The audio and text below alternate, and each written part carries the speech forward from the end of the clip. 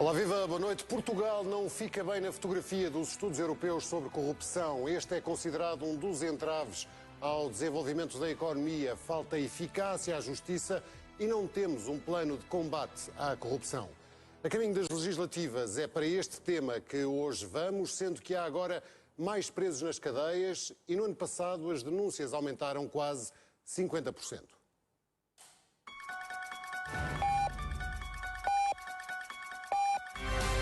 Notícias em destaque a esta hora.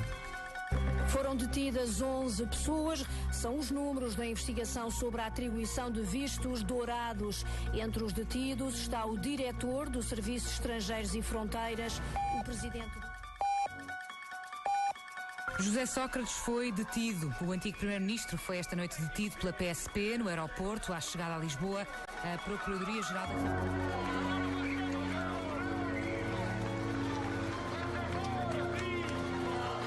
No espaço de uma semana, são detidos o diretor de um órgão de polícia criminal e um antigo chefe de governo. O terremoto fez cair um ministro. 2 processos investigam crimes de corrupção no campeonato dos milhões.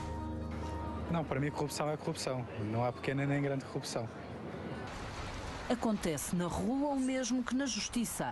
Apanha-se quase sempre mais depressa a pequena corrupção. Alguma vez lhe pediram luvas, por exemplo, num serviço público, em algum lado, para que alguma coisa, um processo seu andasse mais depressa? Não, nunca pediram, mas eu já tenho dado. Livre vontade.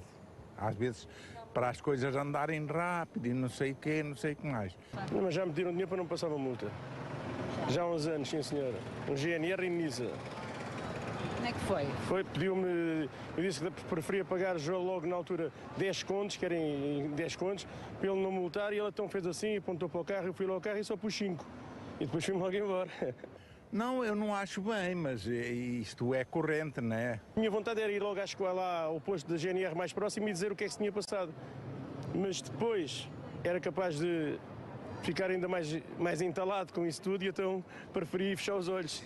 Fecha-se os olhos e o crime lá vai trilhando caminhos na sombra. Muitas vezes a vítima é também o corruptor. Geralmente não há testemunhas, são os próprios arguidos. Em segundo lugar, tem a ver com o civismo também das pessoas e dos portugueses. Eu acho que a gente é um bocadinho muito sossegadinhos para isso, deixamos fazer tudo.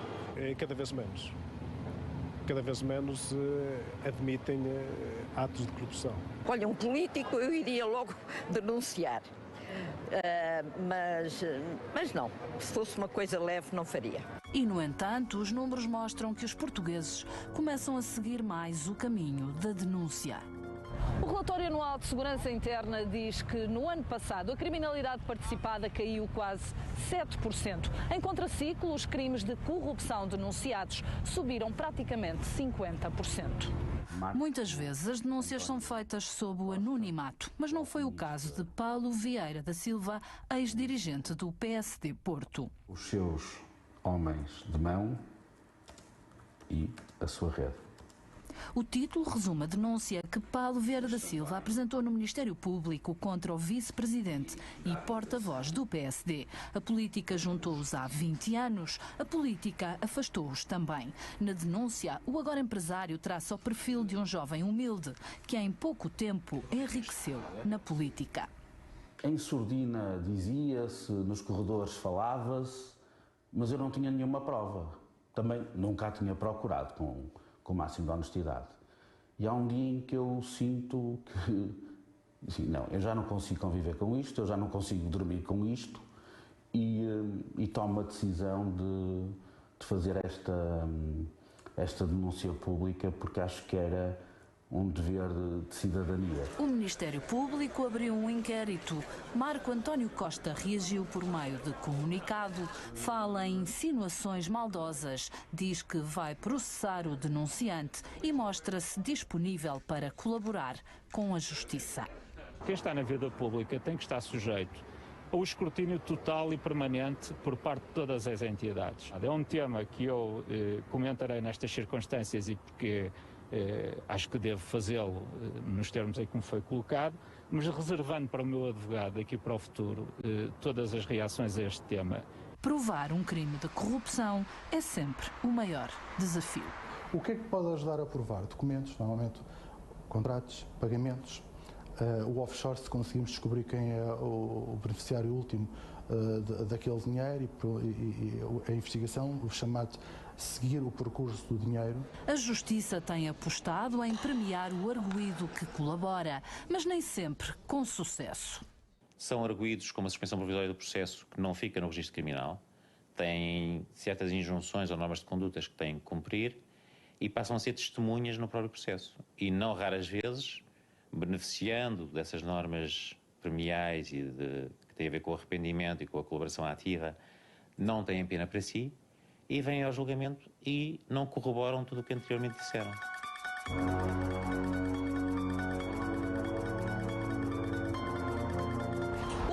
O Anticorrupção da União Europeia, publicado em 2014, critica Portugal essencialmente por duas razões. Por um lado, diz que falta uma estratégia nacional de luta contra a corrupção. Por outro, falta maior eficácia dos tribunais. Nos últimos anos, o número de casos julgados e condenados tem sofrido oscilações. Pode ser puros crimes de fraude fiscal. Repara, é que muitas vezes quer-se apontar muito alto, quando na verdade aquilo que é evidente e que se consegue alcançar, numa lógica de bom inimigo do ótimo, acaba por ser um crime menos grave, mas que é um crime muito mais fácil de provar. Já se sentiu diretamente prejudicado pela corrupção? Já, várias vezes, porque eu, por exemplo, se vou oferecer um serviço de trabalho e há outro que dá um dinheiro para fora a outra pessoa, está a ver, ainda é pior, dá-lhe o dinheiro para fora e eu perco esse serviço, que já aconteceu várias vezes. Porque quando há corrupção, há negócios paralelos em que não pagam impostos. De maneira que o Estado recebe muito menos impostos. Daí, vir ao contribuinte buscá-lo. Quanto custa a corrupção? A União Europeia avança uma estimativa. Todos os anos, os 28 Estados-membros da União Europeia perdem 120 mil milhões de euros com a corrupção. É o equivalente a 1,5 vezes o orçamento de Estado português para 2015. O dinheiro fica reduzido a cinzas. Sobram ideias para travar a corrupção. Acho que é da educação de pequeninos habituarem-nos a não entrar no jogo.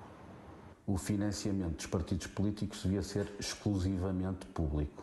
Mais acompanhamento até das entidades que supervisionam. Estou a pensar, por exemplo, em ações de prevenção, estou a pensar em ações encobertas, tanto umas como outras nesta área da corrupção, são fundamentais e são ferramentas cada vez a serem mais usadas e mais exploradas. Também não me admira que, à medida em que cresçam as condenações, também se verifique efetivamente uma diminuição da prática deste crime a nível social. Precisamente porque, no fundo, as garantias de impunidade, chamemos-lhe assim, que existiam, vão deixar de existir e isso vai se tornar visível.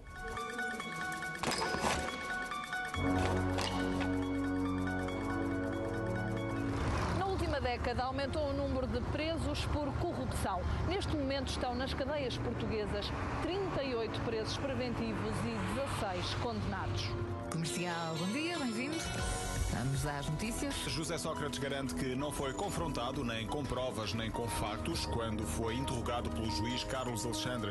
O antigo primeiro-ministro respondeu por escrito a partir da prisão de Évora a 6 minutos. Dados e casos que dão o pontapé de saída para o debate desta noite com Maria José Morgado, Procuradora-Geral Adjunta, Luís de Sousa, Presidente da Associação Cívica Transparência e Integridade e ainda o advogado Manuel Magalhães e Silva. Boa noite a todos, bem-vindos. Há, como sempre, uma sondagem a correr desde o início desta semana. Queremos saber a sua opinião e, de resto, ainda pode participar online em tvi24.pt durante a próxima hora. A pergunta é: como explica os elevados níveis de corrupção em Portugal? Tem 3 opções de resposta. Há pouca transparência entre a política e os negócios, é a primeira hipótese e a mais votada até agora. São poucos os casos que chegam a julgamento. Terceira hipótese: as crises favorecem as práticas de corrupção.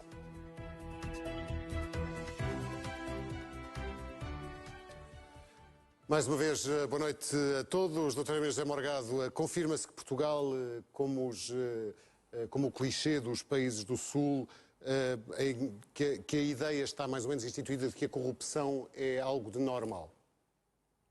E é mais habitual do que nos países do Norte? Eu acho que o mais importante de tudo não é procurarmos classificar dessa forma um país, porque isto não é um desafio de futebol. Temos de ter uma linguagem crítica e problemática a respeito do fenómeno.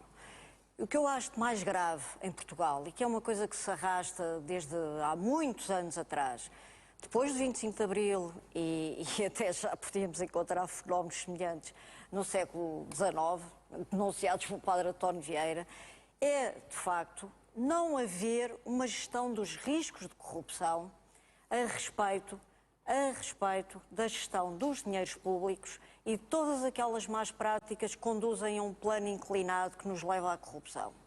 E quando não há, de facto, essa gestão dos riscos, quando não há uma abordagem em termos de prevenção, não há detecção e a corrupção instala-se de forma descontrolada.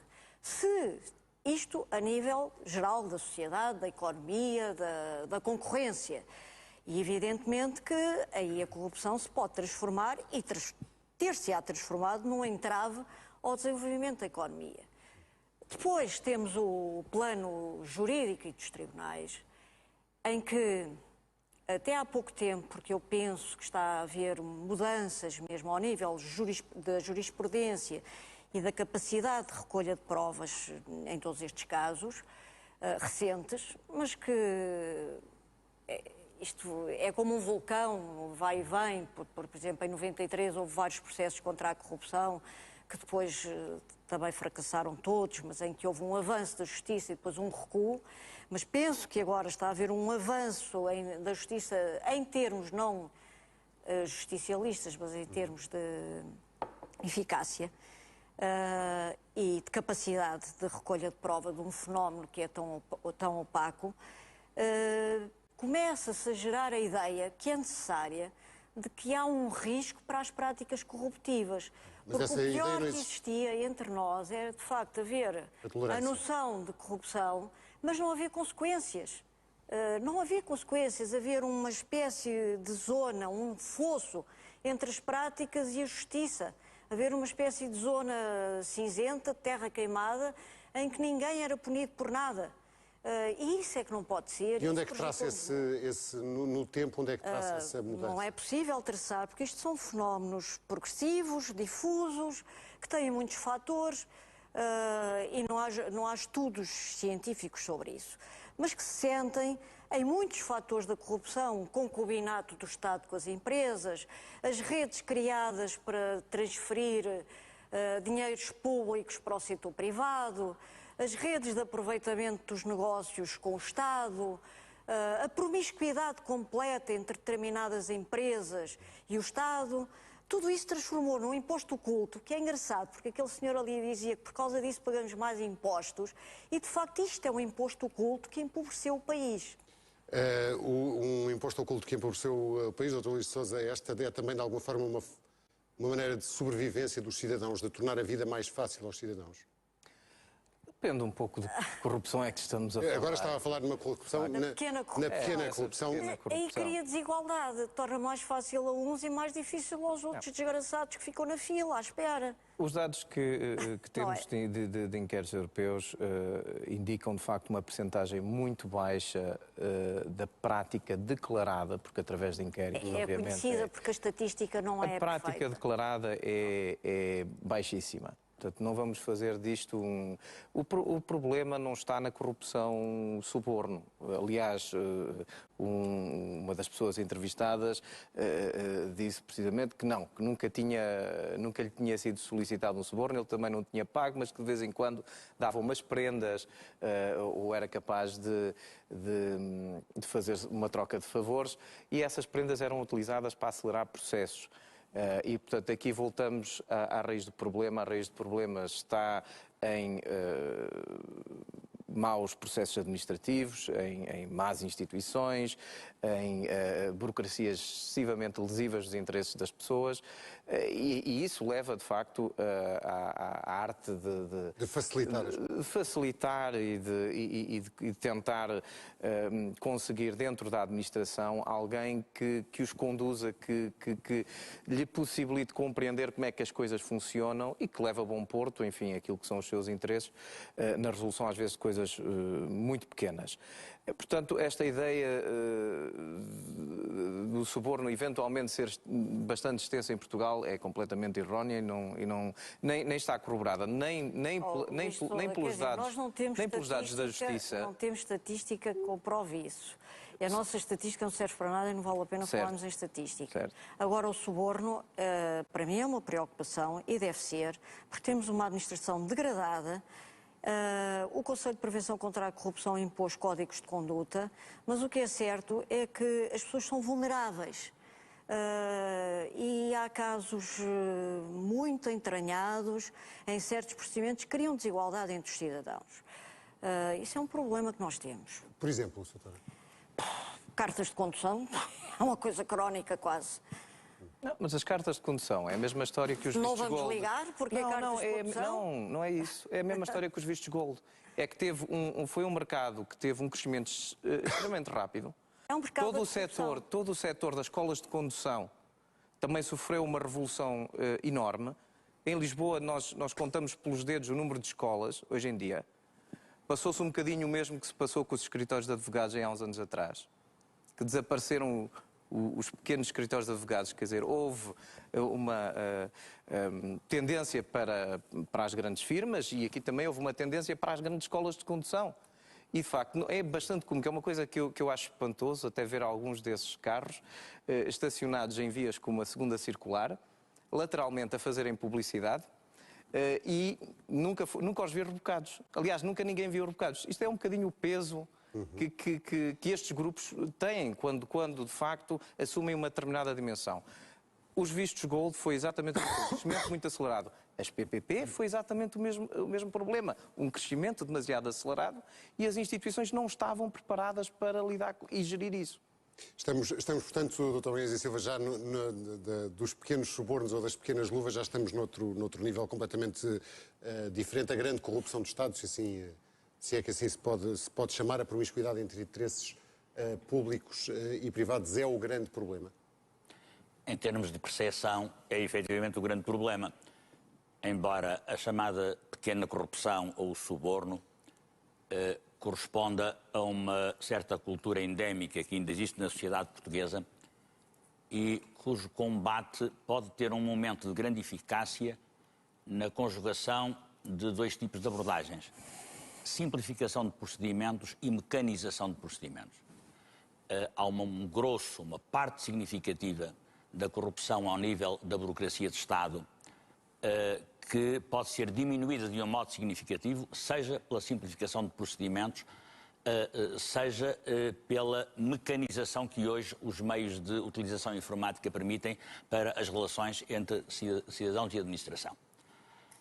Já o mesmo se não passa em termos de mecanização com a chamada grande corrupção, com a promiscuidade de negócios entre o Estado e interesses instalados ou emergentes. O que acontece é que também aí, se a mecanização ou a simplificação informática não resolve coisa nenhuma, a simplificação de procedimentos e a transparência e publicitação desses procedimentos representam a montante um mecanismo extremamente importante de prevenção da corrupção, por um lado. Por outro, não se pode continuar a ter nesta corrupção dos grandes negócios, dos grandes interesses do Estado, a dependência de qualquer forma de denúncia, seja anónima, seja personalizada. Então? Tem que haver uma monitorização. Isto é necessário... Mas já há entidades fiscalizadoras. Não chega. Não chega em que sentido? Há um primeiro momento que não está resolvido, e não está resolvido em nenhum sentido, e que tem sido falado recorrentemente. Não há, ao nível dos poderes, a organização de um plano estratégico de combate à corrupção e da colocação de meios no terreno para esse combate estratégico à corrupção. Primeiro momento. E esse combate estratégico à corrupção passa pela intervenção de várias entidades, seja as polícias de investigação, seja o Ministério Público, seja as organizações administrativas que estão em contacto com estas situações. Há toda uma monitorização que tem que ser feita no âmbito dos negócios de Estado, e são os mais variados, que permitam ir detectando situações, porque num crime sem vítima, como é efetivamente a corrupção, não se pode estar à espera de que a denúncia vai produzir efeitos. Ora, o que acontece é que nós temos tido um esforço significativo, e esse vale a pena realçar, no domínio do apertar da malha legislativa à volta do fenómeno da corrupção. Há uma data de fronteira que todos nós conhecemos, de modificação significativa do tratamento penal e processual penal das questões da corrupção, 2001. 2001 é um marco que traz efetivamente uma mudança significativa na possibilidade de perseguir criminalmente o fenómeno da corrupção. Vale a pena perceber, porque isso é uma coisa que tem estado muito em cima da mesa em algumas discussões de situações mais recentes. Vale a pena perceber que hoje nós temos uma regulamentação em que o titular de cargo político, por exemplo, a mera circunstância de, no exercício de funções, receber uma qualquer forma de vantagem, material ou não material, que lhe não seja devida, isto é, que não tenha uma justificação bastante, é tido como crime de vantagem indevida, é uma forma clara de corrupção. E, portanto, já não temos muito a fazer, salvo essa questão em que eu tenho tido algum protagonismo e alguma luta, que é do enriquecimento injustificado, mas já não temos muito a fazer, no apertar da malha em termos legislativos. Há um setor em que temos muito a fazer, porque os poderes fazem proclamações, mas não fazem nem organizam um combate estratégico à corrupção, ponto número 1, apertam a malha da regulamentação, ao sabor de orientações políticas e de constrangimentos externos em termos de convenções que vamos assinando, mas há uma questão em que continua a haver um enorme déficit e em que passou a ser politicamente correto em várias estruturas da administração dizer que está tudo bem, que é a questão dos meios. Está tudo mal. Isto é, quando eu ouço, às vezes, por exemplo, do lado do Ministério Público, não faltam meios, isto está bem. Não está nada bem.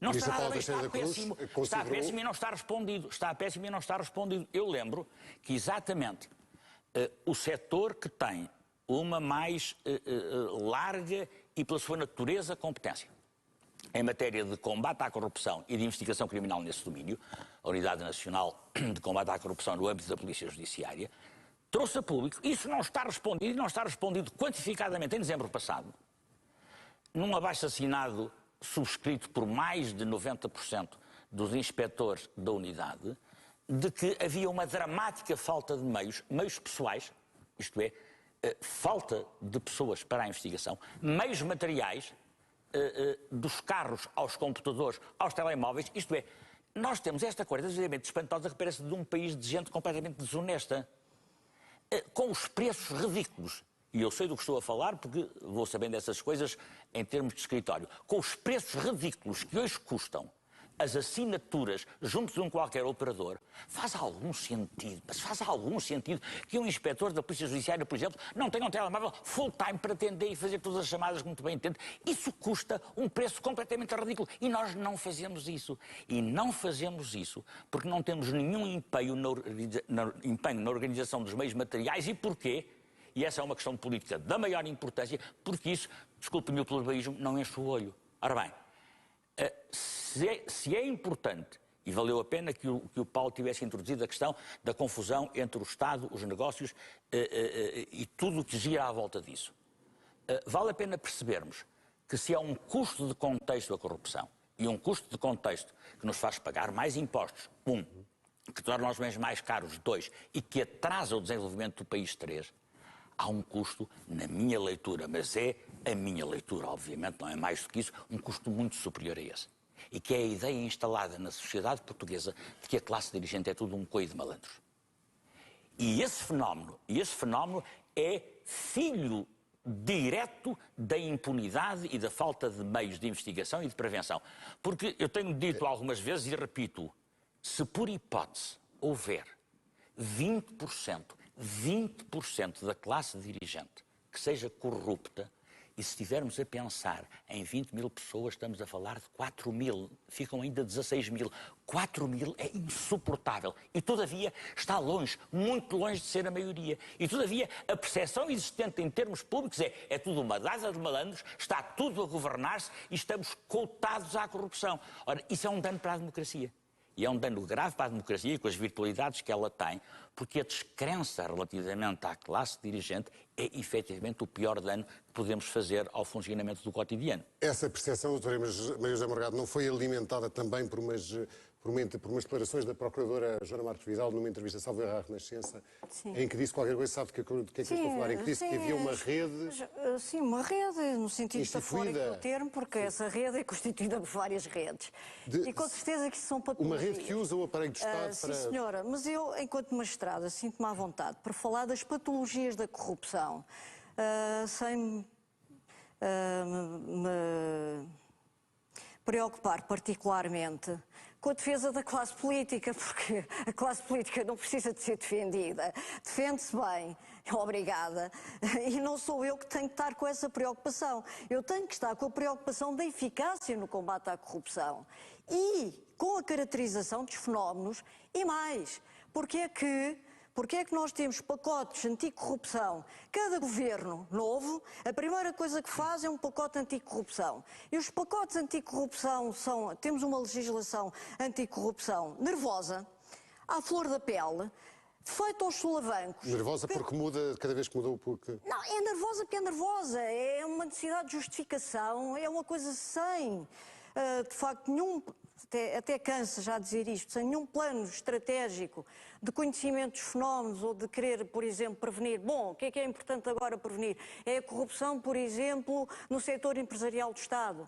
É a corrupção entre clubes de futebol e classe política, por exemplo. É uma patologia. Justificava que a lei de política criminal tivesse um artigo com 7 linhas a inventariar quais eram efetivamente os elementos, por exemplo. Eu nem quero entrar por aí, porque neste momento, temos legislação a mais, meios a menos. É evidente que ganhámos o agente encoberto, ganhámos o confisco de bens com a legislação de 2001, foi agente encoberto, o confisco e a legitimidade do Ministério Público quebrar o sigilo bancário sem necessidade de intervenção do juiz de investigação criminal, o confisco de bens, que é uma coisa que existe já desde a Lei 5 de 2002, de 11 de janeiro, mas a partir daí nós entramos numa turbolegislação que não serve para nada, a não ser para fingir que se está a combater a corrupção e para justificar a má consciência política nessa matéria. Não concorda que se apertou a malha, como dizia o professor Dr. Banhés, que se apertou a malha em termos legislativos?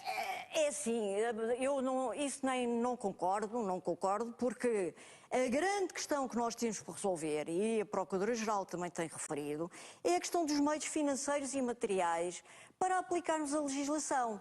E aí o Soutor pôs o dedo na ferida quando falou da excessiva dependência das denúncias. Porquê é que há uma excessiva dependência das denúncias? Porque o Ministério Público nem sequer tem base de dados, nem capacidade de análise e tratamento de dados para ter a proatividade da detecção dos crimes, dos seus autores e de se antecipar. Nós não nos podemos antecipar à consumação do crime, evidentemente, mas nos anteciparmos às denúncias de forma objetiva, sistemática, com trabalho que agora o Departamento Central procura fazer ao nível de análise e tratamento de dados e ao nível da coordenação. Porque isso tem um caráter decisivo num crime do qual somos todos vítimas, não há uma vítima única, como é evidente, em que há uma opacidade completa, em que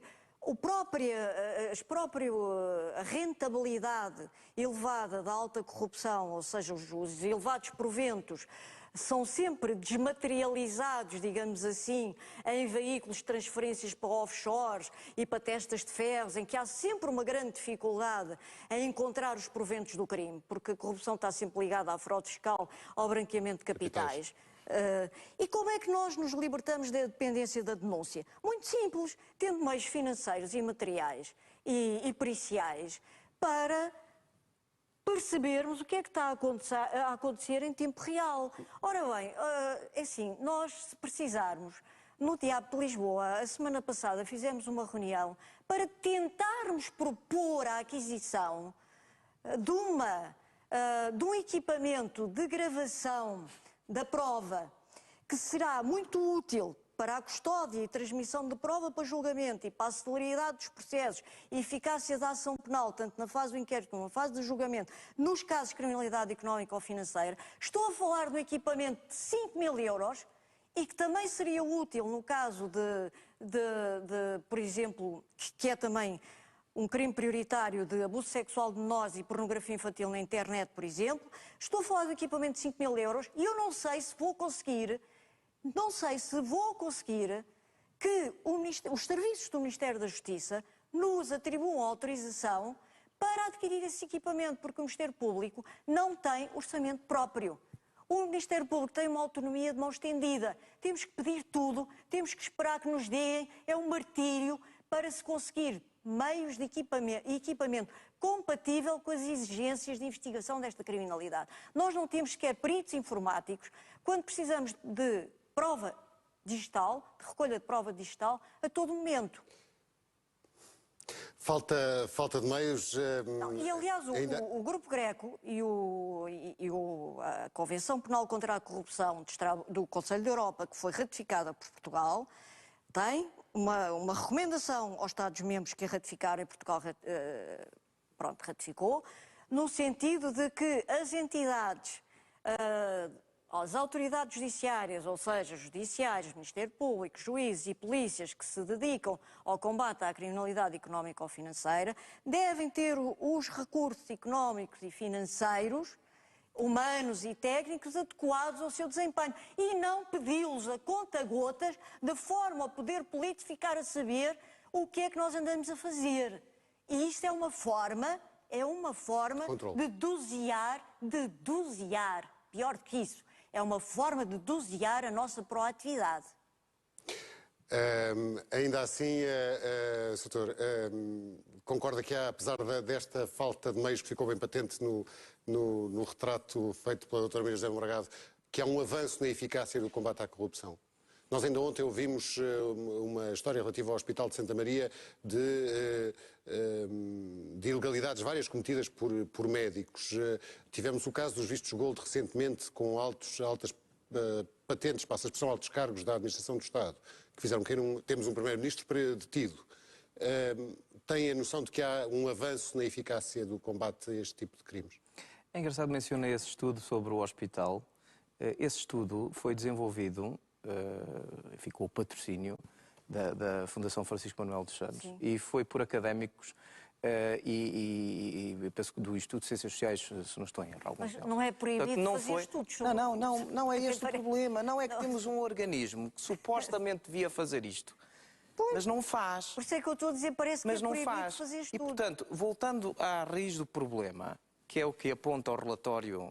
De resto, o bastonário disse que o que se passava no Hospital de Santa Maria era igual no outro hospital. Já aqui foi dita por ambos, é o problema da ausência de uma estratégia e de um plano de combate à corrupção.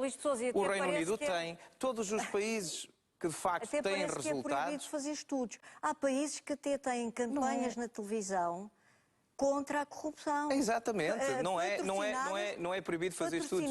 Pelos mas governos. Nós aqui até os poucos estudos que fazemos às vezes é preciso ter cuidado para eventualmente não sofrer de queixas de difamação, como já aconteceu no passado. Mas não é proibido fazer estudos. Não é proibido, e isso também de facto não nos impede, nem enquanto académicos, nem enquanto organizações da sociedade civil, de os fazer. A questão está é que nós estamos a produzir uma série de organismos que supostamente deviam ter essas competências de prevenção, não as executam porque estão mal formatados, quer dizer, à raiz. E este é também um resultado da ausência de uma estratégia e de um plano de ação em matéria de combate à corrupção. Mas há resultados. De governo para governo. Resultados. Não há resultados percepcionados pela opinião pública. Eu não posso medir os resultados porque este ano tenho mais pessoas na prisão do que anteriormente. E alguns dessas investigações já começaram há 5 ou 6 anos atrás, quer dizer, eu não vou por aí. É o facto, eu sei onde quero chegar, é o facto de termos um primeiro-ministro que está em prisão preventiva devido a uma série de... Não queria. O Paulo não queria chegar lá. Obrigado, Soutor, obrigado. Acho que é o que pairou até de certa forma também no serviço que foi feito. Vamos lá ver. Portugal, para já, não é o único país que passou por isso. Nós tivemos, inclusive, a Croácia, onde o primeiro-ministro foi apanhado a fugir com dinheiros e até foram as forças policiais austríacas que o apanharam, etc. E estava, portanto, quase para entrar na União Europeia, e a União Europeia foi bastante dura em relação à Croácia em matéria de combate à corrupção, precisamente por essa ausência de resultados na corrupção de topo. Portanto, envolvendo políticos. Tivemos o caso Kohl, tivemos no Reino Unido o financiamento também do Partido Trabalhista, enfim, umas confusões que houve com o Bernie Ecclestone e por aí adiante. Sim. Tivemos em França, inclusive, um primeiro-ministro que cometeu suicídio com uma série de escândalos à volta. Temos aqui a nossa vizinha Espanha, a Grécia, a Itália, bati no craque, já aqui foi dito. Quer dizer, desse ponto de vista, nem estamos a mais, nem melhor nem pior. Portanto, isto também não é novidade. É novidade, se calhar, para nós, de facto, é um primeiro-ministro, ex-primeiro-ministro. De facto, desse ponto de vista, é uma novidade. Vamos ver o que é que depois esse caso vai... Como é que vai... Não, o meu ponto era muito mais inocente, era do que se calhar pensa. O meu ponto era que, na percepção geral das pessoas, não se está, de facto, a fazer algo neste momento, contra a tal classe dirigente que é tão mal vista pela opinião pública. A percepção é negativa. A percepção é negativa. Os inquéritos e os barómetros europeus... Há mais uma percepção que não há tanto 2 pesos e 2 medidas. Isso não é verdade. O barómetro global da corrupção continua a achar que os resultados em matéria de combate à corrupção são nulos. Nulos. Não vale a pena estarmos a tentar pintar um bocadinho, porque temos um ex-primeiro-ministro da situação que temos, porque vimos 3 ou 4 grandes investigações com algumas pessoas que foram incriminadas, etc. Isso também não podemos ignorar. A justiça é feita de efeitos simbólicos e tem um simbolismo dissuasor que não pode ser ignorado. Objetivamente, sem demagogia. Sim. Sem demagogia. Aconteça o que acontecer. Pronto. Isso é verdade, mas vale a pena. Aconteça o que acontecer, porque claro que sim. Os processos têm um rumo próprio. Na sequência do que diz o Luís de Sousa, vale a pena perceber que, e isso justifica a percepção existente no âmbito dos inquéritos e dos barómetros existentes, que a circunstância de haver 1, 2 ou 3 casos de grande projeção mediática não nos dizem rigorosamente nada, nem sobre garantias relativamente à impunidade, nem sobre eficácia relativamente à investigação. Significa apenas, porque nós vivemos todos nesta sociedade e observamos todos como é que são criados, mantidos e desenvolvidos os fenómenos mediáticos, acontece que em qualquer desses casos há efetivamente um forte aproveitamento mediático, independentemente da realidade das investigações, dos resultados a que se chega, das culpas que as pessoas tenham e por aí fora. Não nos diz muito sobre a questão relativa à prevenção e à repressão da corrupção, por um lado, e na existência de um plano estratégico de combate, meios e por aí fora. Havia, no entanto, 2 coisas, quanto ao que disse a Maria José Morgado, que eu queria recuperar, porque me parece que têm importância. E a primeira tem que ver com o seguinte. Eu estou de acordo com a observação ácida que a Maria José faz de que a classe política defende-se bem. O problema não é esse. Claro que se defende bem, mas a questão não é essa. Eles é que têm o poder. Mas a questão não é essa, Maria José. A questão é que é-nos indispensável. Não precisam que a gente os defenda. Não, mas o problema não é esse. Peço desculpa, o problema não é esse. É que é-nos indispensável uma adequada repressão criminal da corrupção. Uma adequada prevenção para que se separe o trigo do joio, porque a pior coisa é culpado. É porque exatamente o Camus diria rigorosamente o mesmo, que é exatamente a pior coisa que pode acontecer à democracia é a percepção de que é tudo um coelho de malandros. E, portanto, não tem nada a ver com o interesse individual de cada dirigente político e da defesa que ele faz de si próprio, pior ou melhor. Tem que ver connosco. Nós temos interesse numa adequada repressão criminal da corrupção para a reabilitação objetiva da classe política, porque nos interessa ao bom funcionamento da democracia. O outro ponto tem que ver com o apertar de malha. É que vale a pena recuperar uma coisa que nestas situações costuma ser relativamente pouco simpática, mas como eu já estou muito velho e no fim da minha vida profissional já me ralo pouco com essas coisas. Nenhum de nós que é oficial deste ofício ignora que havia o mais completo laxismo e a vara mais larga dos nossos tribunais até 2001 no conhecimento das questões da corrupção. Era uma perfeita pouca vergonha jurisprudencial. E o que acontece com a modificação da regulamentação em 2001 é que o apertar da malha impede, por mais larga que queira ser essa jurisprudência, que possam passar nas malhas da lei. Eram situações que até aí passavam por via jurisprudencial e que não tinham que passar necessariamente numa interpretação adequada da lei. Claro que agora, às jusante, estão-se a passar coisas de sinal contrário e, do meu ponto de vista, igualmente graves. Mas estas que já interferem com casos concretos e que já estão suficientemente debatidos, não vou por aí. Mas fique a prevenção. Vale a pena ter um plano estratégico, vale a pena ter meios de corrupção, vale a pena ter a maior energia na prevenção e na repressão da corrupção. Mas a última coisa que nós queremos é juízes justicialistas ou que escrevam disparates. Estou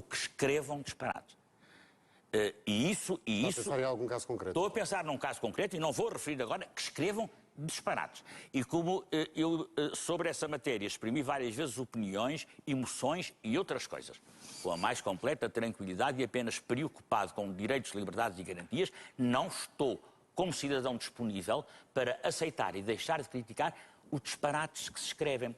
Porque, vamos lá ver, é perfeitamente normal, eu não rasgo vestes por isso, não tenho pachorra para esse género, do meu ponto de vista de hipocrisias, porque há 7 ou 8 ou 9 magistrados do Ministério Público e 10 juízes que formam uma rede e começam a dizer coisas ordinárias ou grosseiras ou menos respeitosas na net.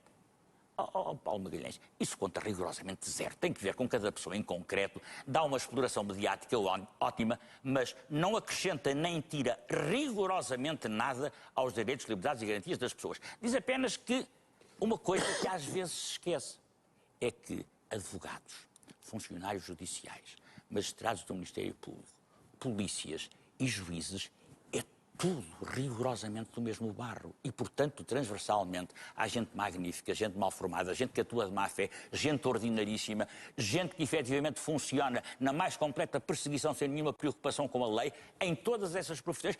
Essa é a vida. E pensar que qualquer de nós, eu acho imensa graça, quando, por exemplo, os meus colegas ficam escandalizadíssimos quando se fazem críticas públicas e circunstanciadas à advocacia. É a melhor coisa que se pode fazer à advocacia. É a melhor coisa, como a qualquer das outras profissões, que é a maneira de se perceber que há perversões, que há coisas que não funcionam bem, que isso faz parte da condição humana e que a maneira de podermos conviver com isso no sentido de melhorar, modificar, prevenir, é exatamente falar disso. Nesta circunstância, não sou capaz de dizer que, com as valias e desvalias que tem, todas as coisas que têm tido projeção imediata nos últimos meses signifiquem um progresso relativamente ao combate à corrupção. E o exemplo que a Maria José Morgado acaba de dar, que nós que vivemos naqueles universos sabemos que corresponde rigorosamente à realidade. Que é esta coisa verdadeiramente espantosa de não se saber se há 5.000 euros para comprar um aparelho de gravação. Eu lembro-me sempre desta coisa que hoje já está talvez um bocadinho desatualizada, mas que eu encontrei e que tem que ver efetivamente talvez até não haja mesmo. Com a eficácia do sistema. Em 2004 apresentou-se no Congresso da Associação Sindical dos Magistrados Judiciais uma coisa que aparecia na altura, creme de la creme, chiquíssima e de grande funcionamento, mas já havia os topos de gama, que era a gravação e registro simultâneo por escrito. E cada um daqueles aparelhos, topo de gama, não eram as porcarias que há nos tribunais, não.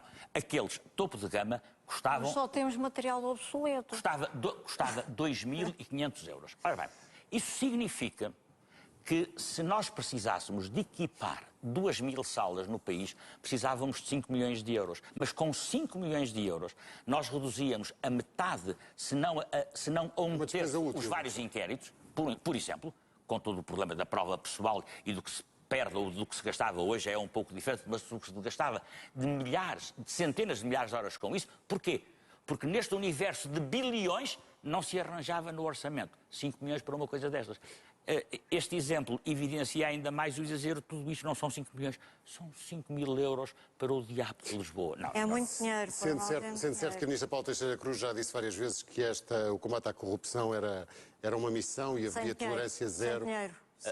Ao Paulo Fidalguia sem comodoria, a gaita que não a subia. E, portanto, efetivamente, a senhora Ministra pode dizer 100 vezes que tem essa missão. Se não houver dinheiro para o efeito, não vale a pena. Isso é fácil e aliás, durante todos os governos tem-se repetido. Se olharmos para os programas de governo, a única coisa que consta lá de combate à corrupção é uma mera frase que diz vamos melhorar o combate à corrupção. Portanto, logo aí, pode-se lá colocar o que se quiser. É um chapéu tão lato, que todas estas medidas que aqui falamos, estilo ómnibus, pacotes de transparência, quer dizer, que em ciclos eleitorais geralmente começam a aparecer já na fase de decadência. Está prestes a... Vem mais um pacote de transparência com mais um conjunto de crimes e coisas do género, todos inócuos. Tráfico de influências não tem praticamente nada, os crimes contra os da Lei 3487, depois sofreu várias alterações, também não se aproveitam. Quer dizer, andamos nisto, que é o tal a legislar com o nervosismo que dizia José Morgado, em cima do joelho. Antigamente, Luís de Sousa, havia um bocadinho, falava-se muito das câmaras municipais, das autarquias, como um foco de corrupção. E porque essa estatística também era o que havia mais crimes participados. Pois, exato, é isso. O problema é esse. Hoje em dia já não é assim. É preciso ler os números com cuidado. Quer dizer, eu volto ao mesmo. Que tipo de corrupção estamos a falar? É porque se quisermos falar da corrupção legal e institucional, podemos falar de bilhões e podemos falar dos grandes negócios do Estado e podemos falar da promiscuidade entre grupos económicos e agentes políticos e escritórios de advogados, seguramente. E fez bem em dizer que, de facto, isto temos que falar, não podemos... Porque nós sabemos as mesmas coisas, estamos a fazer de conta que não sabemos. Todo este problema de portas giratórias, etc. Por exemplo, pareceres em pedidos aos grandes escritórios da advocacia. Quando deveria ter e muitas vezes tem juristas que poderiam realizar esse trabalho sem qualquer outsourcing. Sem qualquer outsourcing, claro. São subestimados. A solução da doutora Maria José não passa por, obviamente já percebemos que passa por mais meios, passa por penas mais pesadas. Quer dizer, nós não temos uma varinha mágica, eu digo sempre isto, eu já até estou um bocado cansada e velha também destas rezas contra a corrupção, porque há mais de 15 anos que venho a repetir sempre a mesma coisa. Plano de estratégia contra a corrupção, nem daqui a 20 anos. Daqui a 20 anos estamos a falar outra vez do mesmo, estou convencida. Essa classe política que tanto quer ser reabilitada... Eu quero reabilitá-la, ela quererá ou não. Eu quero, mas quero por essa razão. Ela quererá ou não é-me indiferente. Agora, eu como cidadão quero. Bastava permitirem-nos, a nós, Ministério Público, um modelo específico que nós precisamos de combate à corrupção, porque esse modelo específico exige dinheiro, a investigação é cara, exige peritos. Os peritos, nós não temos peritos, o Diabo de Lisboa já teve um perito, neste momento está a tentar conservar o perito, não sabe se vai conseguir. Portanto, quer dizer, nós temos que trabalhar para que conseguimos trabalhar. Todos os dias temos problemas. Prevenção como deve ser feita. A prevenção é a chave. Se não a souberem fazer, deixem às universidades que nós estudamos o assunto. Luís de Sousa, a prevenção é a chave de ignição do combate à corrupção. E a prevenção não pode ser feita... Não é com 3 ou 4 pessoas, a prevenção sem qualquer recurso. Mas vamos lá ver, a prevenção não pode ser... Os tribunais fazem repressão. Nós só agimos depois dos acontecimentos terem ocorrido. Estamos sempre atrasados. Prevenção, estamos sempre atrasados. Não é com uma nota de otimismo que acabamos este debate. Agradeço a todos terem aceitado participar dele. Fica por aqui este caminho das legislativas. Já a seguir, Política Mesmo, com Manuela Ferreira Leite. Até já.